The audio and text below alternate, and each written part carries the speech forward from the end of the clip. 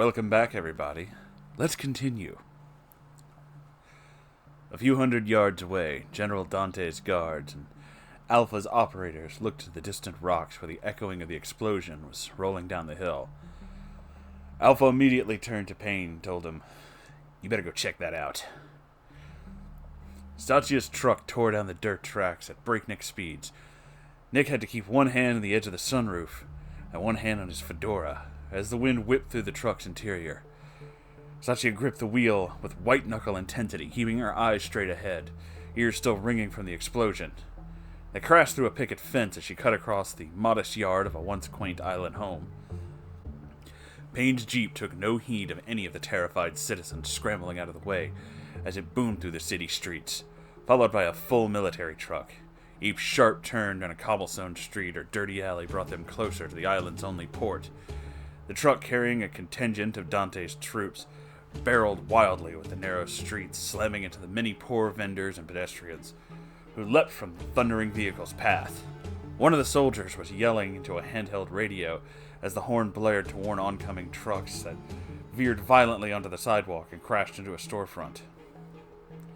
Staccia's truck screeched to a halt at the outer fence of the seaport. All three scrambled out and started running down the stone steps towards the water. "If we go straight for the plane, the guard will just shoot at us. You take him out so I can get the plane started," said Ian as he tugged Staccia by the hand towards the waiting seaplane. Making his way around the side of the customs building, Nick picked up a wooden chair and waited by the door. Sure enough, as soon as the footsteps echoed along the dock, the guard came out to look, and Nick let him have it, breaking the chair over the unsuspecting man's back. Losing his gun over the side of the dock, the confused guard staggered back inside with Nick in hot pursuit. Nick was breathing hard, delivering a series of devastating punches and chops to the guard's shoulder and upper arm. The guard finally managed to gather his wits and socked Nick in the cheek. As they squared off, the two men eyed each other warily. "I better wait," cried Staccia as Ian dragged her along the dock. "Come on, we gotta go!" "No, I cannot go." "What? Don't you want to get off this shithole island?" "This island is still my home." "Are you dumb or something? You're gonna be dead! Get in the fucking plane!" Screamed Ian, now fully red in the face as he twisted her hand, pulled harder. "I'm not going to run away. I have to stay." She finally tore her hand free from his greasy grasp and took off running back towards land. "You fucking bitch!" The skin above his beard rapidly reddening, Nick unleashed a mighty "ree" and rushed the guard. The guard, startled, attempted to backpedal, but stumbled into a windowsill right as Nick slammed his full weight into him. Both men broke through the window and most of the wall below it, and fell into a dusty heap on the ground outside. The roaring engines, like unchained beasts, brought Nick's attention to the plane that was already starting to pull away. He shook off the shattered glass, forced himself to his feet, and made his way down the dock in a sort of skipping run. As they neared the end of the dock, he managed to grab the open door, get one shoe onto the step before heaving himself inside. While the cool spray had felt good, it was uncomfortably close to a shower. Nick's dress clothes were now soaked. He would have to make a flight home and damp and sticky, and his fed aura weakened, but was not dispelled. Chapter 7. In a shadowy office, with only the light of the computer screen and the images of Nick and Ian playing over and over, Alpha was barely able to contain his rage. The operators watched on silently, with two new recruits standing in the shadows. Two obvious professionals just arrive, pass through your pathetic security personnel, and wreak havoc and get away. Oh, I'm so pissed off right now I can't even feel my fucking hands, growled Alpha. General Dante stopped pacing and faced Alpha. "It was my men that were killed. Did you even think about this?" In a low, dry voice, Alpha responded. "What I think about is how your goddamn kid brought this on. She should have been taken out a long time ago." "That is not your decision." "The decision is already made, General." Dante stormed out of the office, followed by his personal guards. Alpha turned to Payne and gestured to the computer screen. "I want to know who these assholes are. Start running them through photo recognition." "I know 'em." A voice came from the shadows. Fred Zone stepped into the light, took a pull from his flask. Who the fuck are you? Payne leaned forward and placed his knuckles on the desk. This fucker's one of the new hires. Alpha narrowed his eyes and looked hard at Fred. You know where to find him? The three men stared unwaveringly, no homo, into each other's eyes, and Payne broke the silence. I didn't catch that. Say it again. Fred belched in his mouth and blew a long stream of rotten breath laced with gin into their faces. The veins in Payne's neck strained under his quickly purpling skin. Listen, you dickless fuck, do you know where they are or not? Without breaking his gaze, Fred responded, Why? Payne looked like he was ready to explode, but Alpha held up a hand. Truthfully, to remove them. Where are they? Fred continued to stare into the eyes of the other men. No homo. Cracking his knuckles, Payne walked deliberately around the desk and strode across the room until both men were standing beard to beard. Do you know why I wanted to hire you? 'Cause I know you.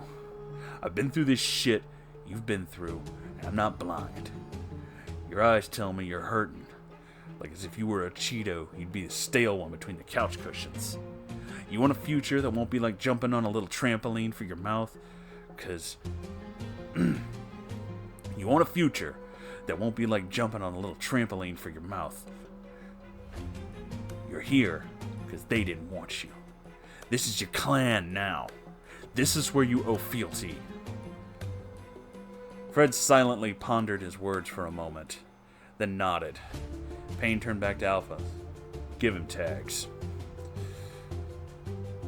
Nietzsche's computer displayed half a dozen assorted pictures of Alpha and his men moving through town, which were taken by Nick's hidden video camera. Nick, Johnny, Ford, and Ian watched Nietzsche expertly manipulated the slideshow on all four of his computer screens simultaneously. He pointed from screen to screen. Taking the footage you shot, I was able to isolate this man. The footage froze on Alpha riding in the Jeep. I ran it through the databases. CIA, FBI, Interpol, KGB, and I got this. The screen's lit with matching pictures of Alpha. His name is Chad Alpha, CIA counterintelligence, field officer.